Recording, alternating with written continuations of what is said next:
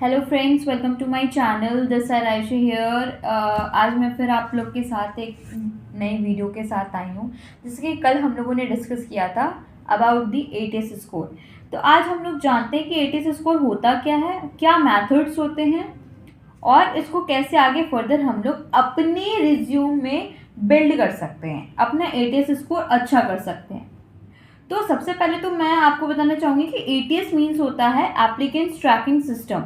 ठीक है, ये एक सॉफ्टवेयर है। आपको नाम से ही समझ में आ रहा है एप्लीकेंट ट्रैकिंग सिस्टम, यानी कि एक तरीके का सिस्टम है जिसमें कि एप्लीकेंट्स जो भी अप्लाई कर रहे होते हैं जॉब के लिए, उनको ट्रैक किया जाता है। अब वो ट्रैक किस बेसिस पे होता है, तो कंपनी के जॉब डिस्क्रिप्शन के बेसिस पे उन्हें ट्रैक किया जाता है।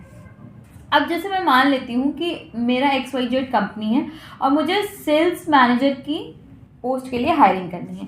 तो अब सेल्स मैनेजर की पोस्ट के लिए हायरिंग करनी है तो मैंने एक क्राइटेरिया रख दिया है कि 3 साल मिनिमम एक्सपीरियंस होना चाहिए पर्टिकुलर कैंडिडेट के पास में। क्वालिफिकेशन जो होनी चाहिए MBA विद मार्केटिंग होना चाहिए, और मतलब उसे स्किल्स में नॉलेज होनी चाहिए CRMs की या कुछ अलग सॉफ्टवेयर जो कि मार्केटिंग के लिए यूज़फुल हो।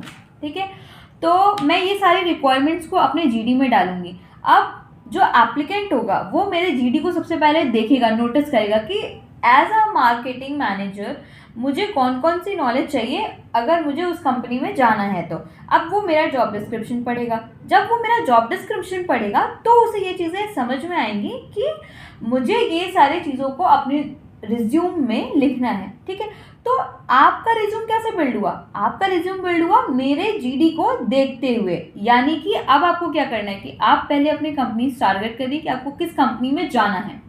फिर उसके बाद उसकी जॉब डिस्क्रिप्शन को जॉब डिस्क्रिप्शन एनालाइज करने के बाद में आप क्या कर सकते हैं, उसको नोट डाउन करिए कि आपको क्या क्या चीज़ों की रिक्वायरमेंट है।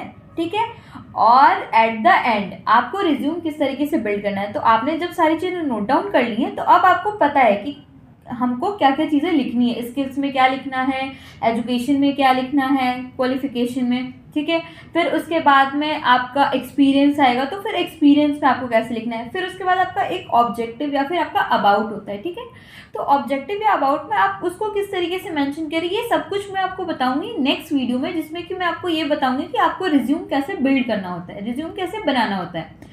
तो अब जब आपने रिज्यूम अपना बना लिया, ठीक है, अब रिज्यूम बनाने के बाद में आपका ये जो रिज्यूम है वो आप खुद से चेक कर सकते हैं थ्रू दी ATS सॉफ्टवेयर। ठीक है, अब ATS सॉफ्टवेयर आपको ये बताता है कि आपकी कितनी % मैच हो रही है जॉब डिस्क्रिप्शन से आपका रिज्यूम।